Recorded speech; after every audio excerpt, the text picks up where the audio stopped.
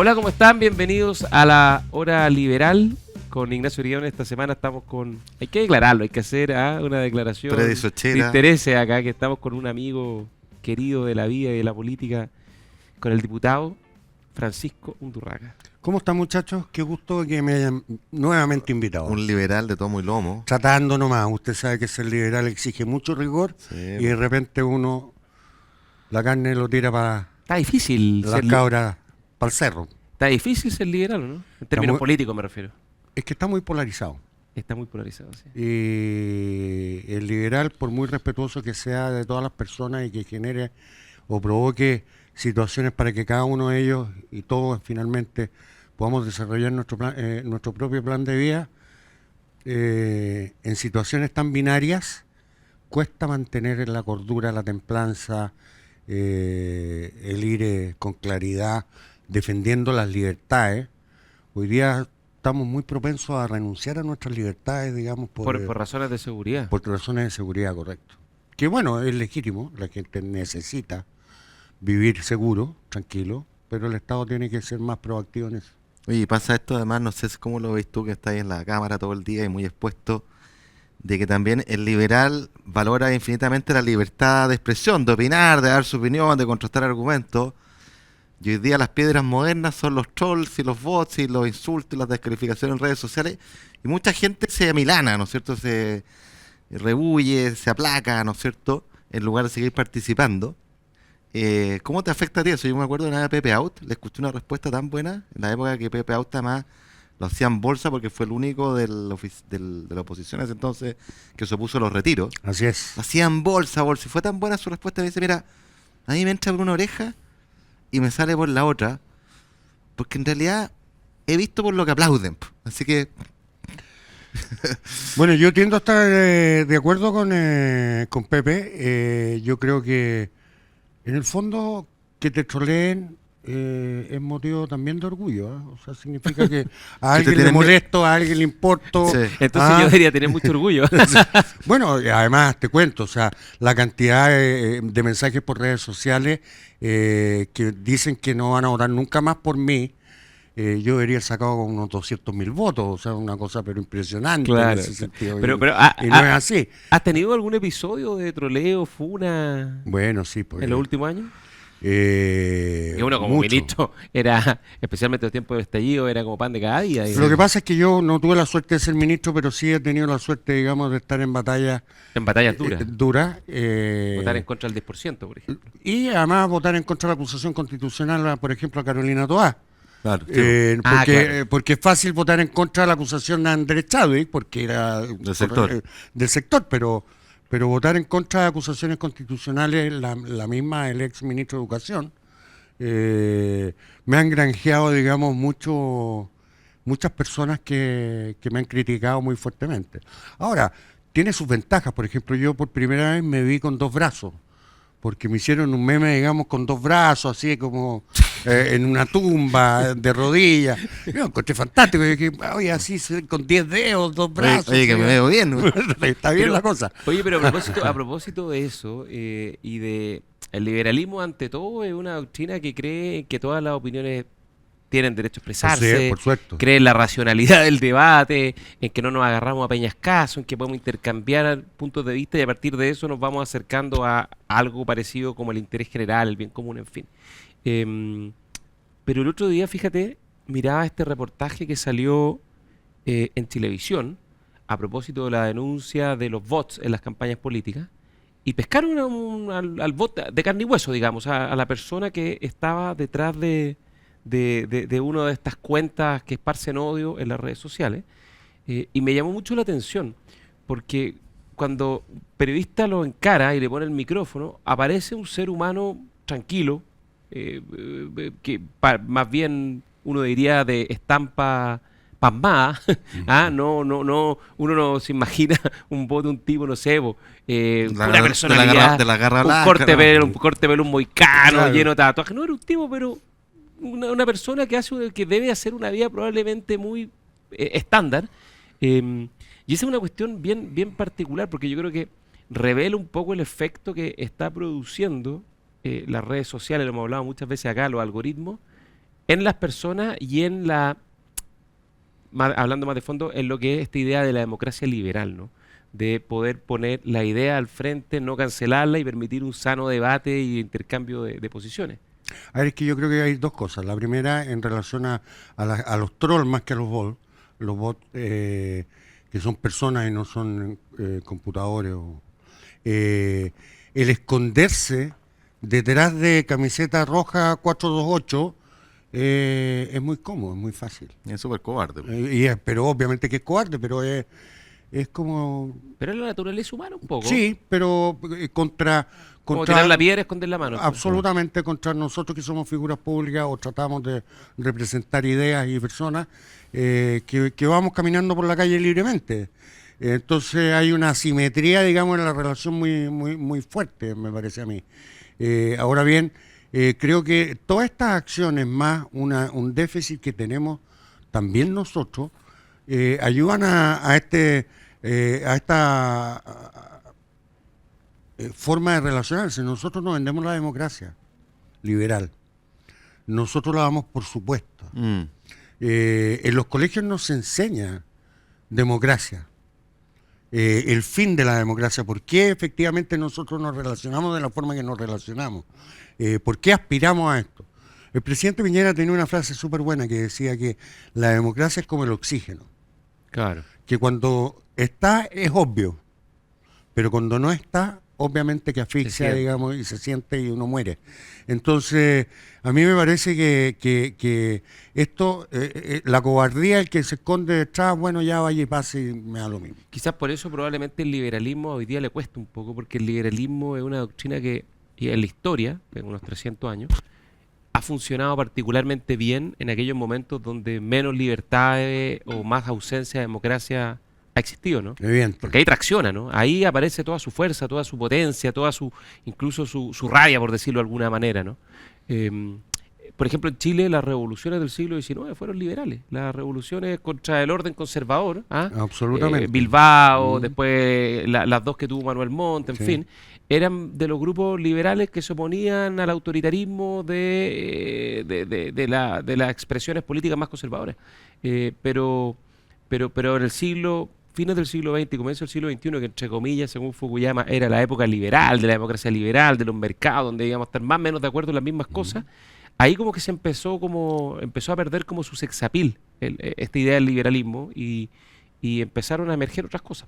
Oye, pero tomando lo que tú decías, de que no se enseña en los colegios, digamos, la democracia liberal, que es como uno entiende la democracia hoy día, Sí. la democracia representativa y liberal, es contraintuitiva en muchos aspectos. Déjame decir lo siguiente, una de las preocupaciones principales de la democracia liberal es cómo vacunarse del riesgo de la tiranía de la mayoría. Es decir, la democracia no es simplemente la decisión del 50+1.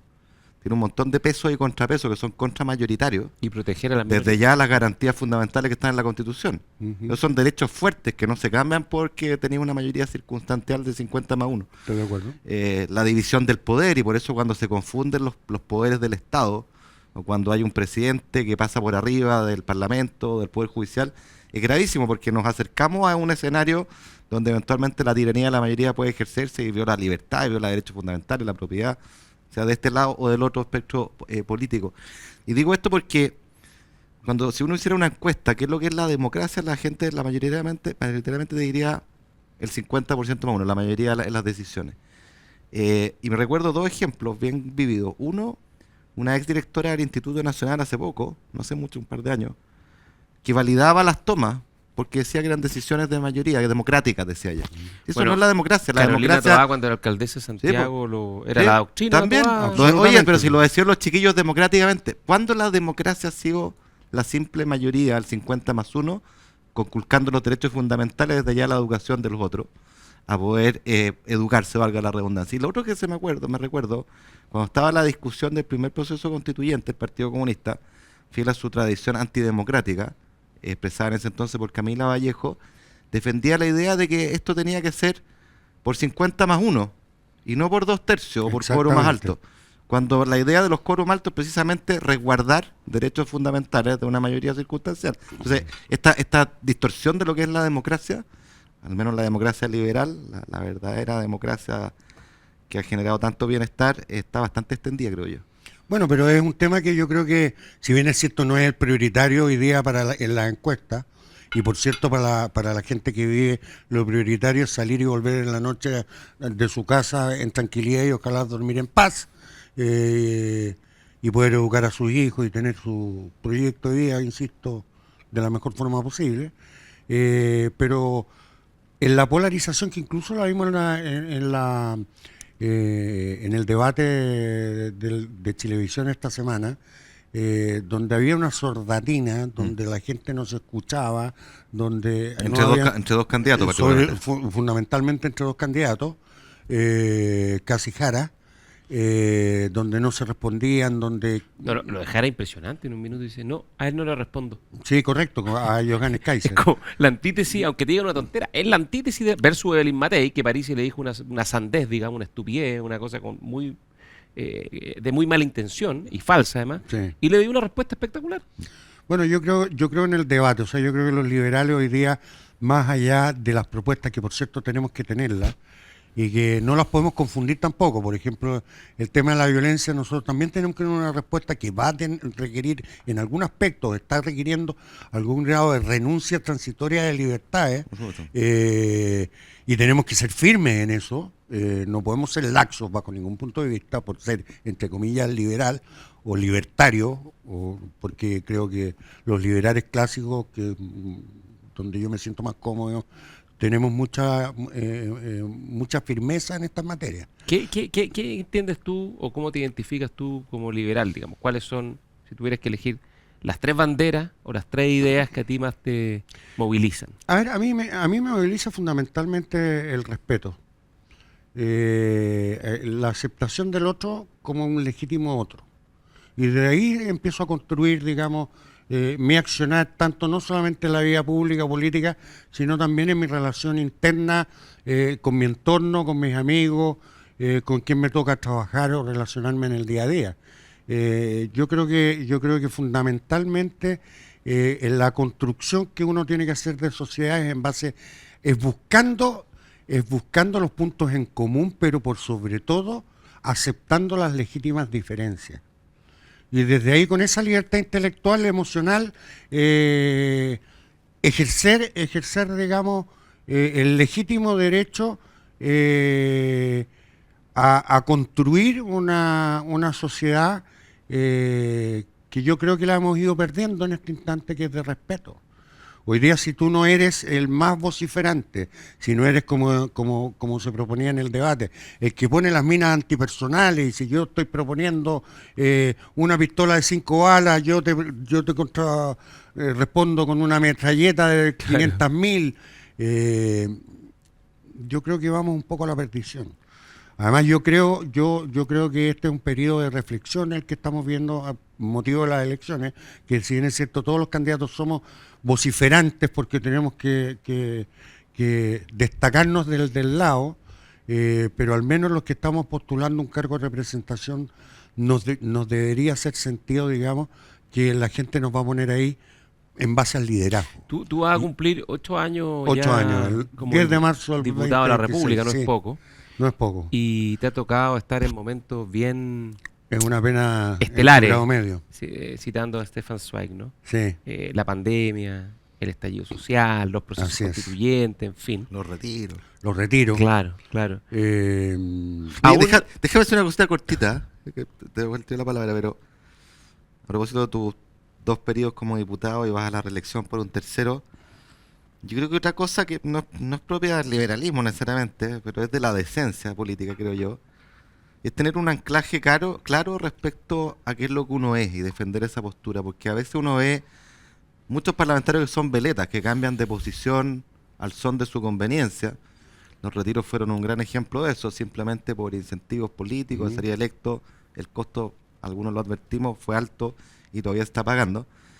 Y Pancho Undurraga, aquí a mi lado, a quien conozco hace mucho, es un fiel exponente de la quilla firme. Y está dispuesto a asumir costos por decir, aquí me paro yo, esto es lo que creo y lo defiendo más allá de la conveniencia. Te pasó con los retiros, te ha pasado con la eutanasia, que quizás podemos hablar. Yo creo que eso tiene mucho valor en política. Uno ve tanta gente que cambia, porque uno sabe lo que es al final, que es capaz de ofrecer todo. Un día soy de la UDI, al día siguiente soy de Tal RN, cual, después soy eso- republicano y después me vuelvo libertario. Bueno, claro, Sí. pero es que lo que pasa es que la experiencia de vida a uno lo hace, digamos, mirarse de esa parte, como estáis señalando tú. Pero adicionalmente es porque la política, si bien es cierto, uno es el producto que está comunicando, pero también hay equipos detrás, por eso me gustan los partidos políticos. Y nosotros teníamos una bancada en ese entonces, digamos, con distintas miradas en muchos aspectos, pero trabajábamos en equipo. Y a mí me parece, digamos, que los lobos solitarios en política son lo más peligrosos. Porque no solamente son ingobernables, sino además Traicionero. son traicioneros, exactamente. Entonces, finalmente uno se debe a un proyecto, uno se debe a personas que lo van acompañando, y no solamente con las banderas de atrás para pedir los votos, sino en el día a día, en un partido político, en un centro de estudio como Horizontal, en fin. Y es a un mundo de gente. Déjenme tocar un tema. Yo creo que el problema que nosotros hoy día tenemos y que tienen que evaluar todos ustedes, los que nos están viendo y escuchando, para la próxima elección, es que tienen que escoger líderes. En Chile, lamentablemente, en el Parlamento hay poco líder. Y líder no es solamente el que habla más lindo, sino, como decís tú, el que propone cosas que verdaderamente generen cambios de verdad. El que hace que pasen cosas. Evidente, porque hoy día, si no, entreguémosle la democracia a las encuestas. Sí. Pongámonos de acuerdo, digamos, en quién, cuáles son las 3 encuestas, hacemos un promedio de lo y votamos. Y si Ya, fuera, por- si fuera por encuesta, hagamos Sí. todos los retiros del mundo, Vamos vamos a a ir- popular de la tierra, ¿no? Vamos a ir a una pausa y vamos a hablar de democracia y encuestas. ¿Les parece? Mm. Ya estamos con Francisco Undurraga. Vamos a la pausa de la hora liberal y volvemos.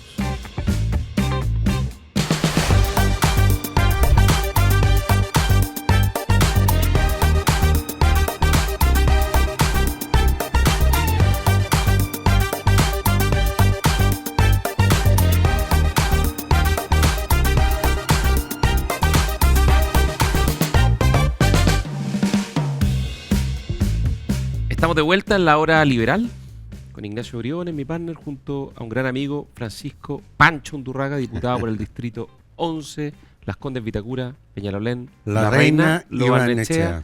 2 periodos 2 periodos. y este sería tu último periodo de Mi diputado. último Va a la año. reelección Voy porque a la reelección, a sí. alguien se le ocurrió apoyar el límite de la reelección. ¿Sí? Sí. Al ¿No? mismo ahí Francisco está. Undurraga. Que Bueno, pero yo, a ver, encuentro que en la política... esta era una bandera de Bópoli muy querida. Sí, que tiene cosas muy buenas, que permite oxigenar, que permite la renovación. Estar 12 años en la Cámara de Diputados, si es que así la gente lo estima conveniente, es un súper buen periodo, un súper buen tiempo. Hay otras cosas en política. Oye, y en también. este súper buen tiempo, estos 8 años, que yo creo que van a ser 12, porque no tengo Espero. duda que Para eso estamos el trabajando. pueblo te va a respaldar, o parte del pueblo, digamos, importante. ¿Cuál, mirando hacia atrás, a tu juicio, ha sido el momento más duro, más difícil como diputado? ¿Recuerdas algún momento, alguna imagen específica? ¿Alguna votación? Sí, la legalización, la despenalización de la mujer en el aborto.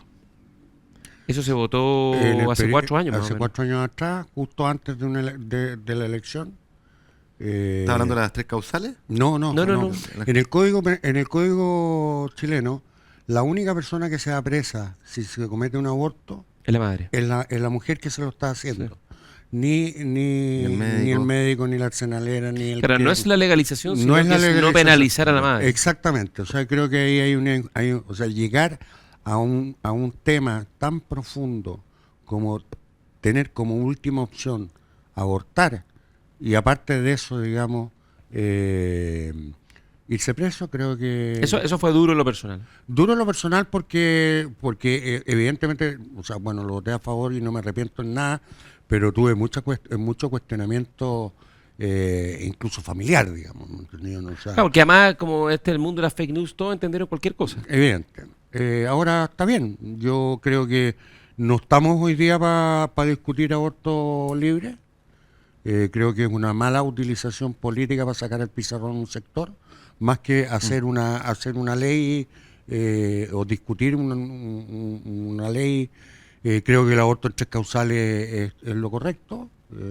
Avanzar más, en mi caso, por el momento no creo, sobre todo porque todo este tipo de cosas se están mal utilizando. Oye, pero ese punto que es importante, volviendo a la calidad de la política, al oportunismo, porque el aborto es un tema que genera muchas polémicas, Sí, opiniones encontradas, naturalmente, porque se trata Nos de algo- divide, obviamente. pero nos se trata divide algo de mucho. muy profundo, porque Sí. es algo muy profundo lo que está ahí en juego, cómo tú balanceas el derecho de la mujer sobre su cuerpo, que no es irrestricto, con la criatura que está por nacer. De eso se trata, de ponderarlo. Por lo tanto, un debate de fondo, bien profundo, y que se lo banalice al punto de ponerlo como una estrategia electoral, finalmente es eso, es depreciarlo, es banalizarlo. Y lo que tú sugieres, el gobierno ha puesto esto en tabla, Mm. netamente por una cosa instrumental y electoral. Entonces, Nada al más. final, esta profundidad del debate que uno apela, sobre todo en algo tan importante, se va Se da las tacho de pailas, basura. evidente. Y además prueba la ausencia de convicciones por parte de este gobierno que dentro de su programa estaba. Y legítimamente yo estoy dispuesto a discutir todos los temas porque creo que uno eso va al debate. No le interesaba mayormente. Oye, ¿y eutanasia no es lo mismo desde el punto de vista que hay una utilización? ¿O Mira, más bien, hoy o ha sido día- o ha sido un debate más serio que se ha llevado razonablemente bien? fue un debate que fue, yo creo que fue un debate muy profundo. A mí yo participé con indicaciones, participé, a pesar de no haber sido nunca titular de la Comisión de Salud. Comisión de Salud. Eh, Tú estás en defensa. Yo en ese entonces estaba en Relaciones Exteriores Relaciones Exteriores. y en una agradable comisión de pesca. eh, pero participé activamente en el debate porque me interesaba, presentamos indicaciones desde Bópoli y en lo personal ahí se dio una discusión muy seria. Además, ahí con las legítimas diferencias que ven, incluso yo diría más con nuestro propio sector, entre comillas, había más diferencias en el mundo conservador de Chile Vamos, pero se llegaron a cosas que yo creo que son muy valiosas. Claro, que la gran diferencia entre la eutanasia y el aborto es que en el aborto hay hay bienes o personas en juego, digamos. Uno es dueño de su vida. Po. Claro, Sí, pero en la sí, eutanasia es la decisión que uno toma sobre su propia vida y al final del día, yo creo que todo en la intimidad reflexionamos sobre el término de la vida, sobre la muerte, sobre cómo va a ser. Y probablemente la gran mayoría no quiere tener que enfrentar un sufrimiento extremo, un dolor extremo, y quiere tener la posibilidad de decidir sobre eso y la forma en que termina la vida, ¿no? Bueno, además este es un estado laico, uno no puede legislar solo para una religión. Oye, pero además que si en el mundo de las creencias uno no necesita leyes para aplicar sus propias El creencias. otro día había O sea, una carta muy buena creo que en el Mercurio, de una persona que tenía un cáncer terminal Sí. y que decía algo así: mira, yo he tenido una vida muy feliz, he tenido una vida muy plena, tengo una enfermedad que no tiene cura, que el tratamiento es únicamente de contención, que me puede dar un tiempo más, y quiero aprovecharlo, quiero vivir todo lo que pueda vivir, pero si en un minuto esta cuestión se descontrola, esto va a provocar, creo que era un cáncer a la sangre, un sufrimiento muy grande, y por lo tanto yo quiero morir como viví, quiero morir feliz. Pero mira, pero si al final volviendo al origen, el nombre de este programa y al gran liberal que tenemos acá, un credo fundamental del liberalismo que uno es dueño de su vida. Yo soy el propietario de mis acciones, el responsable de mis acciones. estoy de acuerdo. Y si alguien dice no, te prohibimos el derecho que tú elijas si quieres seguir viviendo, se sigue que hay otro que es dueño de tu vida, en parte al menos, ¿no? Mientras que en el aborto el debate es mucho más complejo porque tú no eres dueño de la criatura No, que está en tu vientre. no. Y hay que balancear derechos. Y ese es un debate no zanjado, profundamente moral. Y de nuevo vuelvo, qué banalidad, qué ligereza meterlo simplemente como un tema electoral. Me recuerda cuando se utiliza electoralmente los derechos humanos, que es también Por de las supuesto. conquistas fundamentales y más profundas del liberalismo, y algunos lo tienen simplemente para las campañas, lo sacan a relucir cuando hay que ganar elecciones para afectar al contrincante o viceversa. Es lamentable, se banalizan las cosas tan más importantes. Oye, Pancho, y el otro tema legislativo que te ha tocado muy fuerte en los últimos años, que lamentablemente ha durado muchos años, y ya está relativamente cerca de aprobarse porque es una necesidad fundamental, es la modernización del sistema de inteligencia, la nueva ley de inteligencia. Sí. Es un proyecto de ley que se envió durante el segundo mandato del presidente Piñera, fue parte del Acuerdo Nacional por la Seguridad del 2018, se aprobó en el Senado en su primer trámite un mes antes del estallido social, pasó a la Cámara y ahí se fue a dormir por un buen rato el sueño de lo justo, particularmente porque la izquierda y el Frente Amplio estaban muy en contra. La Comisión de Defensa estuvo mucho tiempo liderada por diputados Brito del Frente Amplio y ahí la cuestión Murió. hasta que empezamos a darnos cuenta de que tener un buen sistema de inteligencia no era algo que atentara contra la democracia y contra la libertad. Al contrario. Todo lo contrario. Los sistemas de inteligencia lo que hacen es precisamente proteger la democracia y las libertades de las amenazas internas o externas que puedan haber, ¿no? Y entiendo que esto ya está bastante cerca, se fue a comisión mixta, entonces te quería pedir que nos cuente un poco sobre cuál es el estado de ese debate, un proyecto de ley que hay un consenso que es fundamental y que bueno que quede poco. A ver, mira, este proyecto, como tú me dices, llegó a la Cámara y en la Cámara fue charqueado. O sea, cuando yo lo tomé como miembro de la Comisión de Defensa, al inicio de este periodo, tenía 3.000 indicaciones. Entre el ex diputado Asensio, Guillermo Telier, que en paz descanse, etcétera, etcétera, etcétera. O sea, estaba pero absolutamente destruido. Hablamos con el gobierno en ese entonces, con la ministra Tobá, el subsecretario de la época, y llegamos a un acuerdo y mandaron un proyecto, una indicación sustitutiva, que es un reemplazo total de lo que se había aprobado, que a su vez fue modificado en un trabajo prelegislativo. A mí me tocó liderar el 80% de ese trámite como presidente de la comisión, donde hicimos un trabajo prelegislativo con asesores tanto de oposición como de gobierno. Se llegó un producto... Esto es con el Ministerio del Interior. Con Carolina Toá, básicamente. Con Carolina Toá. Sí, porque es muy importante que la ley... el proyecto de inteligencia no es una inteligencia que vaya a perseguir el crimen.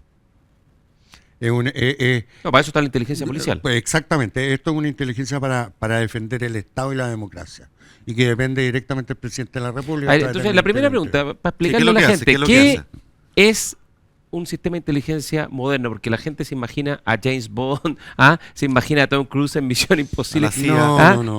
Claro, ¿qué es lo que es un buen sistema de inteligencia? O sea, el buen sistema de inteligencia, aunque sea burdo lo que voy a decir, es el que no se sabe que existe, no porque sea opaco, sino porque se antepone a acciones. Claro, sí, en el fondo lo que hace es recopilar información que no está para poder abierta, pública. Pero su ámbito de acción acá, ¿cuál es su objetivo? ¿Es el orden interno? El orden interno, por cierto. Claro, porque el otro está en manos del ejército. Sí, pero la inteligencia militar. Evidente, pero desde el punto de vista de la acción del gobierno, los gobiernos requieren, digamos, de información no solamente del estado de la cuenta pública o de cómo viene la inflación o qué va a pasar, digamos, cuántos accidentes hubo esa noche, o etcétera, etcétera, sino además necesita saber cuáles son los riesgos potenciales que nos vemos amenazados. Por ejemplo, el estallido social. El estallido social es el ejemplo más claro, que en una noche atacaron 70 estaciones del metro. Exactamente. Y con anterioridad uno puede decir, oye, es que se estaban comprando acelerantes y se destapó el... exacto, entonces te vas o la Araucanía, la macrozona sur. Bueno, la macrozona sur, digamos, otro ejemplo, un gran tema, la macrozona norte también. ¿Y esto está alojado en un servicio? ¿Está en el Ministerio del Interior, el Ministerio de Seguridad? ¿Dónde está alojado? No, esto hoy día se llama la Agencia Nacional de Inteligencia, que es la ANI. Que es un servicio que no tiene garra, no tiene dientes. Evidente. Entonces lo que hay que hacer aquí no solamente dotarlo de un buen chasis en términos de recursos, sobre todo de personas, de estructuras, que permita analizar la contingencia y prever acciones posteriores. Oye, para poder darle una anécdota para que se evidencie la fragilidad. Ya ha pasado el tiempo, se puede decir. Creo que iba a decir lo mismo. La fragilidad del Estado y de los sistemas de inteligencia que habían algo mejorado en el margen en Chile, pero a mí me tocó asumir el Ministerio del Interior 10 días después del estallido. Me acuerdo. Entonces empiezo a indagar qué es lo que es la ANI, en el fondo, cuáles son sus funciones, sus capacidades, en fin.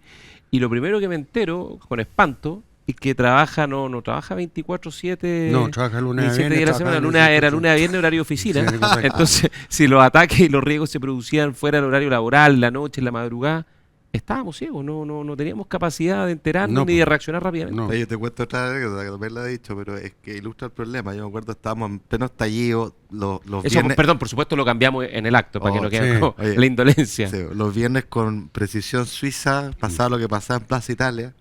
Si llegaban los informes de la ANI, teníamos esta reunión del comité político los jueves, y llegaba el presidente Piñera sentado en la punta de la cabecera, sobras, igual que las películas, Top Secret.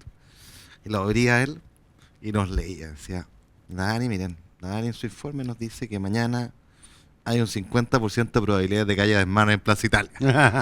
Ordinario, o sea, tú deberías decir no tenía inteligencia, básicamente. Bueno, la No, no hay inteligencia, inteligencia. la inteligencia, por cierto, es importante en el desarrollo de la democracia. Fundamental. Oye, Fundamental. ya, pero preguntas bien concretas. ¿Se crea un nuevo sistema de inteligencia?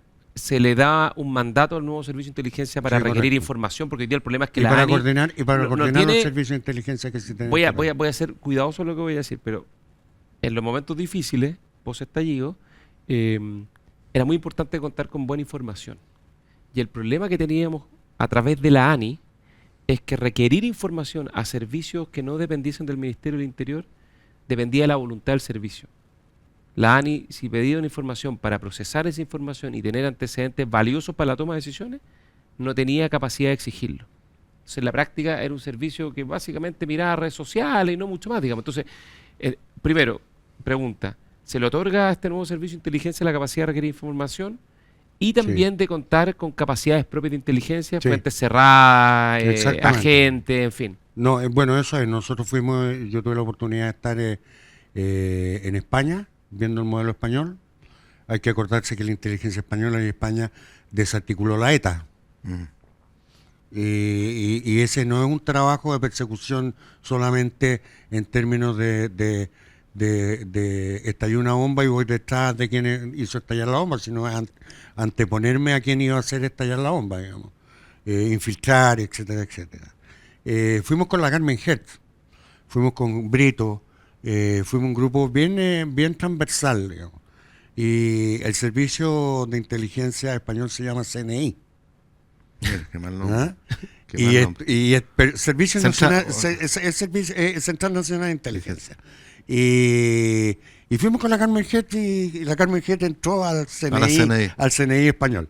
Tuvimos un diálogo muy importante y además tiene muchos contrapesos, tiene mucho resguardo, porque finalmente esto no es la policía política en términos de que está persiguiendo líderes políticos, ni mucho menos. Esto tiene que ver, digamos, con una cosa mayor y por eso la información es al presidente de la República y quien él estime conveniente poder compartirla. La otra, miré los datos de la CIA, que por supuesto no son públicos, pero hay algunos informes y estimaciones. ¿Puede tener 15.000 funcionarios? Es una cosa, pero impresionante. la Sí, CIA. pues, La lógico. CIA, claro. Y el presupuesto puede ser 20.000 millones de dólares. Sí, no, sí, grande. Acá en Chile yo creo que la ANI será poco más de una centena de los funcionarios Sí. y el presupuesto serán un par de miles de millones de pesos. Más o menos. Oye, y tú que has estado metido en el tema de inteligencia harto rato en la Comisión de Defensa, ¿cómo se vincula este rol de inteligencia con el rol de inteligencia que tiene más que ver con el orden público, la delincuencia, con el crimen organizado, hoy día que es la nueva forma de crimen? Y te lo pregunto en parte porque lo hemos conversado acá en el programa, porque me llama mucho la atención que en los programas presidenciales, donde obviamente el clivaje fundamental es seguridad por razones obvias, no hay libertad de las personas si no pueden salir de su casa, Obvio. no hay democracia robusta si es que eso no está asegurado. El único programa donde el eje de inteligencia está puesto es el de Belín Matei. Sí. Los otros se centran más bien en la cárcel, lo que viene después de que tú ya pillaste a la persona o al crimen organizado, para eso necesitas inteligencia. Generaste la prueba dura para que lo sequen en la cárcel, para eso necesitas inteligencia. Lo que quiero decir, simplemente con mano dura, pero sin cabeza, no hay mucho. Necesitas mano dura y cabeza, que se llama inteligencia. Entonces, ¿cómo se vincula este proyecto de ley, lo que está detrás, con servicios de inteligencia robustos, modernos, eficientes en las policías? Lo que pasa Oye, es que la policía... está súper buena la pregunta, no puede ser más interesante, pero es que una pausa, así que después de la pausa vamos a estar con Francisco Undurraga, diputado por el Distrito 11, conversando sobre cómo se vincula inteligencia y seguridad. Vamos a la pausa en la hora libre.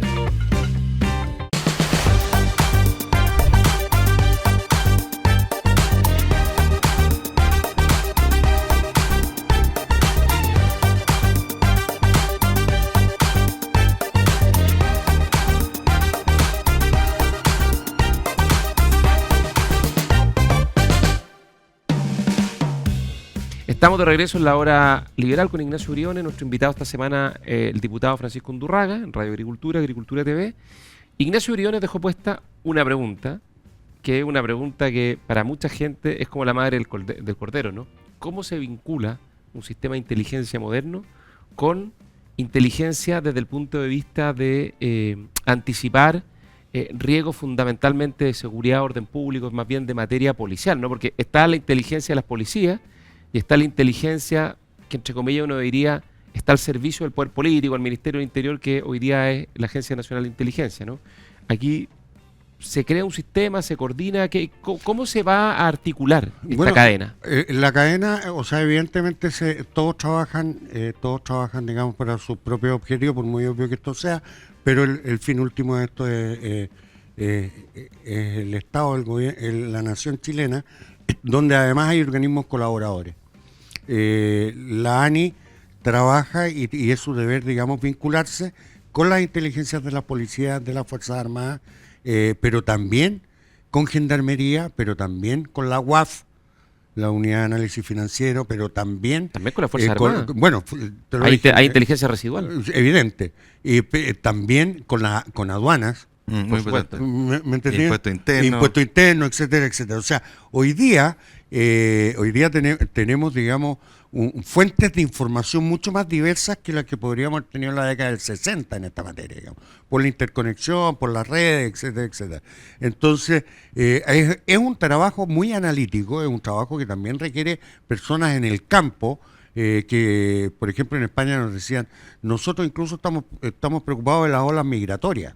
Lógico. Entonces también estamos mirando África, mirando, digamos, lo que sucede en Ucrania, y estamos muy atentos, digamos, como porque eso afecta, digamos, a los estados, digamos, y que nosotros nos ha afectado todo el tema de la migración mal regulada y ilegal en todos aspectos, el tren de Aragua, etcétera, etcétera, y toda esta gente que ha venido a hacer su negocio acá. Entonces, este es un paquete bastante más complejo, pero sí, aquí hay un tema, y tú lo viviste, y seguramente quien le toque ser ministro de Hacienda posteriormente lo va a tener que tomar muy, muy, muy, muy seriamente. No sé, pues en ciberseguridad, en ciberseguridad el Estado de Chile gasta el equivalente, todo el Estado de Chile es el equivalente a un banco de la plaza para defender las cuentas corrientes. Claro. ¿Entendido? ¿No? Estamos súper expuestos. Sí. No solamente estamos súper expuestos, yo entiendo que un peso en ciberseguridad o un peso en un hospital, bueno, claro, el hospital.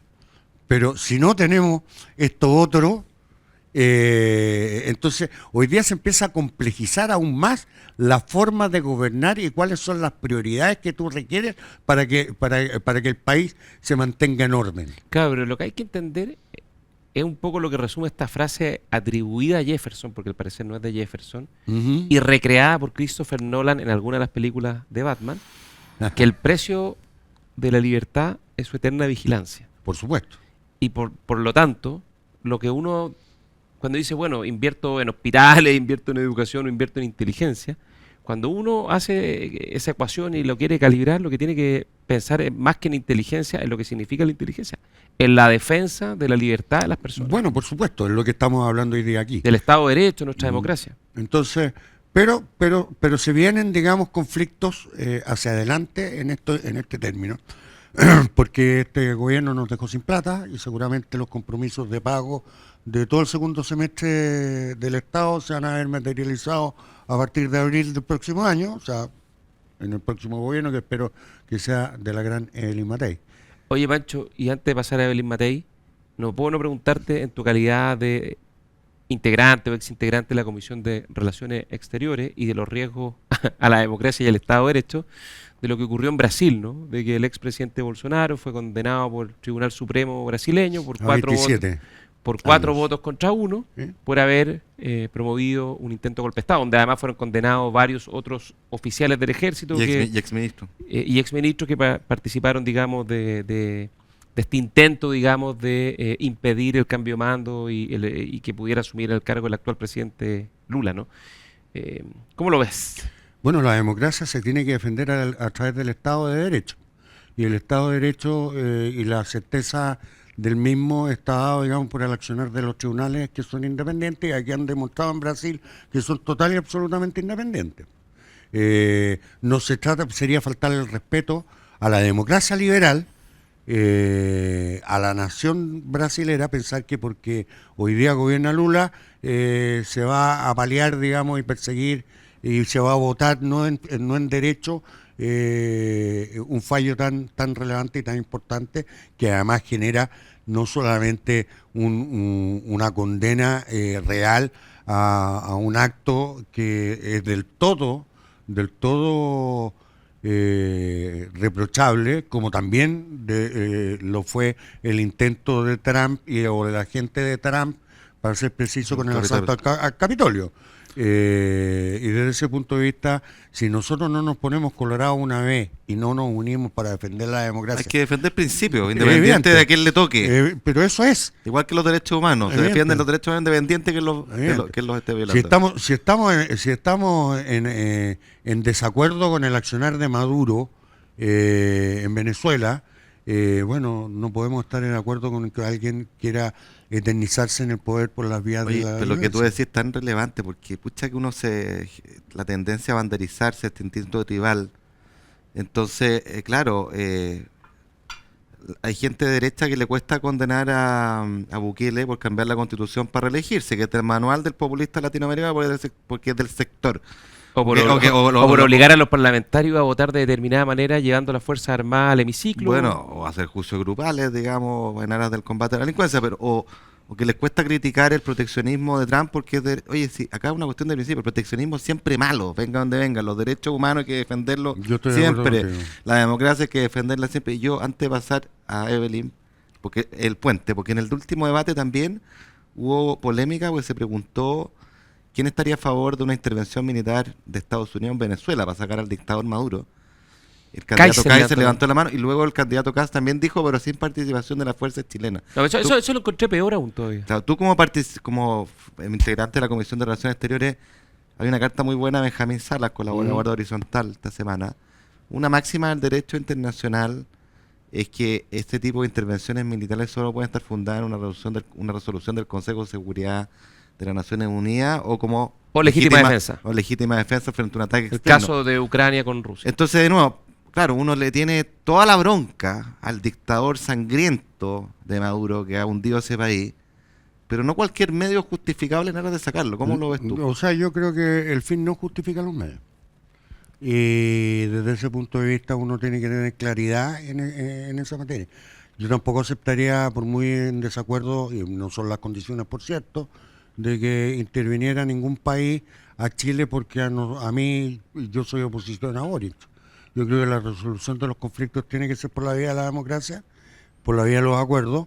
En el caso de Venezuela sí se están atropellando los derechos humanos, sí no existe democracia, sí hay persecución política, Se robaron las elecciones, evidentemente eso pasó así, pero creo que la solución no es por la vía de la intervención unilateral de un país que, entre comillas, viene a poner orden a su antojo, que es un poco lo mismo que la discusión del alza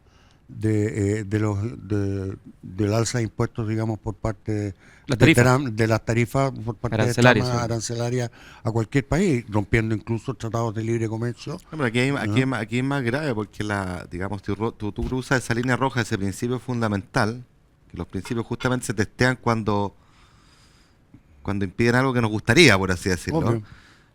Abre esa puerta y bueno, das paulo, digamos, lo sucesivo a otro tipo de intervenciones, desde ya la de Rusia contra Ucrania, ¿no? Y Bueno. así sucesivamente. Entonces es peligroso cruzar esa línea. Y la de China con Taiwán. Así exactamente.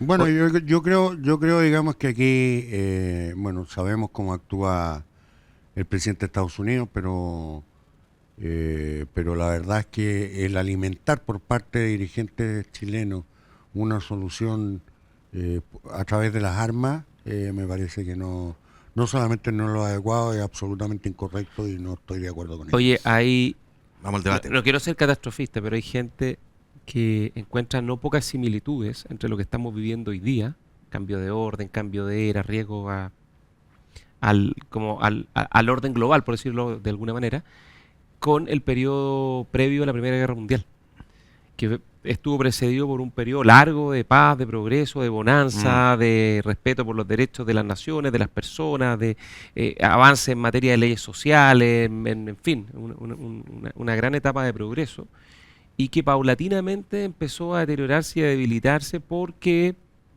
esa misma bonanza empezó a alimentar estos animal spirits de ciertos liderazgos políticos de la época, que finalmente terminó por una crisis brutal y feroz que partió por una cosa muy menor, ¿no? El asesinato de, no menor, tan menor, digamos, pero el asesinato del heredero del Imperio Austrohúngaro derivó de una guerra global que costó millones y millones de muertes, y 20 años después Otra que no. la coda, digamos, la segunda parte. la segunda parte.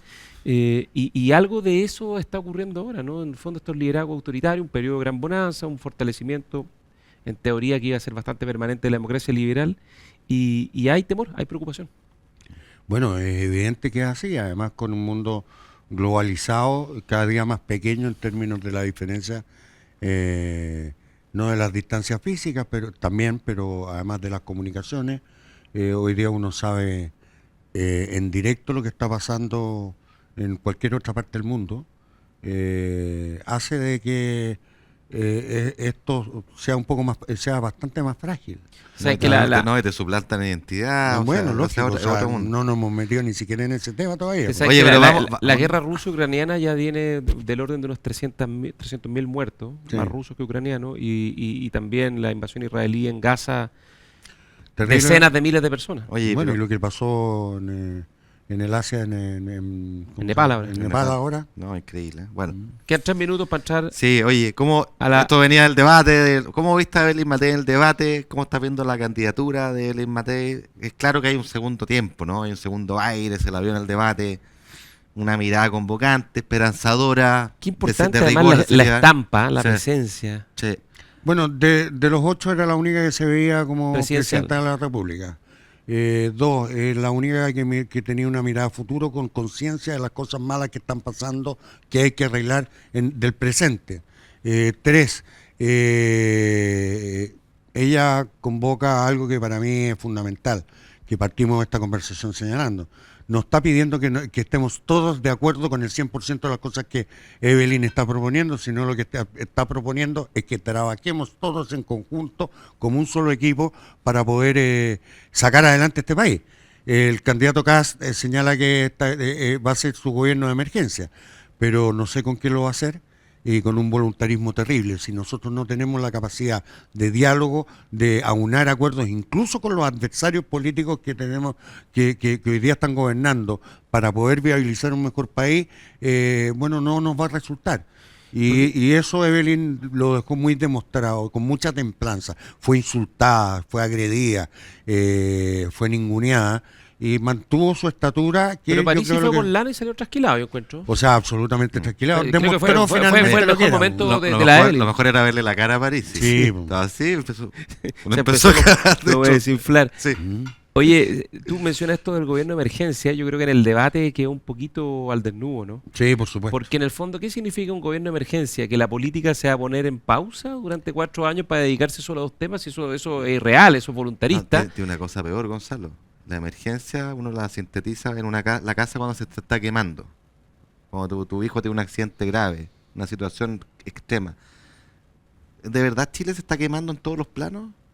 Tenemos problemas, indudables, problemas gruesos. El del empleo no es fundamental. Pero como dijo Evelyn Matei, también tenemos una oportunidad extraordinaria. Tenemos un país el descuido en muchos aspectos. Entonces, la emergencia es el que arregla el problema que del momento. El que mira largo Yo quiere... creo que el tema de emergencia, y te quiero pedir tu opinión sobre eso, Pancho, yo creo que tiene que ver más bien con una estrategia. Obvio. Y la estrategia es básicamente evadir todo el resto de los debates. Es decir, ¿sabes qué más? Hoy aquí vamos a hablar solo de seguridad, que es lo más importante, eso estamos todos de acuerdo, y vamos a hablar solo de cómo recuperar la economía, también estamos todos de acuerdo, lo hemos hablado acá muchas veces, pero todo el resto de los temas cuando uno gobierna, uno se tiene que hacer cargo. Pero ojalá hablaran de cómo hacerlo, po. Si ese es el Además, problema, que no Bueno, dicen es que cómo. ese es el drama del tema, que finalmente no, yo creo que el debate, que fue para su público más bien duro, el del candidato Kast, no resuelve los problemas de Chile y caen en infantilismo. O sea, en economía claramente se vio muy poco preparado, con pocas soluciones reales, no fue capaz de explicar cómo iba a disminuir en 6.000 millones de dólares sin afectar el gasto social. No le contestó ni siquiera el tema de los bots a Jara. De verdad, bueno, y el debate, digamos, del préstamo, el tema previsional, que no va a dar la receta porque se la pueden copiar, francamente, si estamos por el crecimiento del país. Si la receta fuera tan buena, evidentemente yo la estaría diciendo y le pondría timbre a la receta.